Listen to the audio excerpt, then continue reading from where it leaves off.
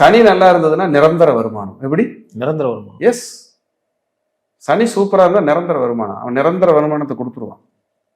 ஏன்னா 2ஆம் வீட்டுக்கு 9 குடையவன். எப்படி? 2ஆம் வீட்டுக்கு. சனி பலமா இருந்தா நீங்க கடனை கட்டிடுவீங்க. எப்படி? கடன் கட்டுற காசு வரும். கன்னியில் சனி இருந்தால் தொழில் செய்யற எண்ணம் வரும். புதன் சனியோட சேர்ந்திருந்தா சுயதொழில் செய்யணுங்கிற எண்ணம் வரும். புதனோட சனி சேர்ந்திருந்தா எவ்வளவு இருக்கு பாருங்க சார். இப்போ இது கும்பத்துல பிறக்கிறவங்க, இந்த மகரத்துல பிறக்கிறவங்களுக்குலாம் அதிகமா இருக்கும் இல்லைங்களா? ஆமா, பொது சேவை ஈடுபாடு உங்களுக்கு நிறைய இருக்கும். சளினா சளி பிடிச்சிக்கும், குளிக்க மாட்டான், சுத்தபத்தம் இல்லாமல் இருப்பான், அவன் பேச மாட்டான். இதெல்லாம் மைனஸ். அது எல்லாத்துக்கும் இருக்கும்.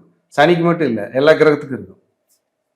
சனி கெட்டதுனே நினைச்சிட்டு இருக்கீங்கல்ல, அவங்களுக்கு தான் அந்த பதிவு. கண்டிப்பா கண்டிப்பா.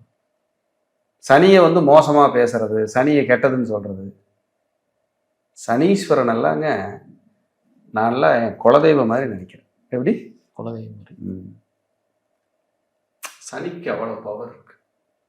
சனிங்கிறது சாதாரண விஷயம் இல்லை. சனி நீராடுன்னு தான் சார் சொல்லியிருக்கிறேன். புதன் நீராடுன்னு தான் சொன்னான், வியாழன் நீராடுன்னு தான் சொன்னான். சனிக்கிழமை போய் நீங்க கங்கையிலையோ காவிரிலையோ மூழ்கியா அவன் கருமா தீர்ந்துருங்க.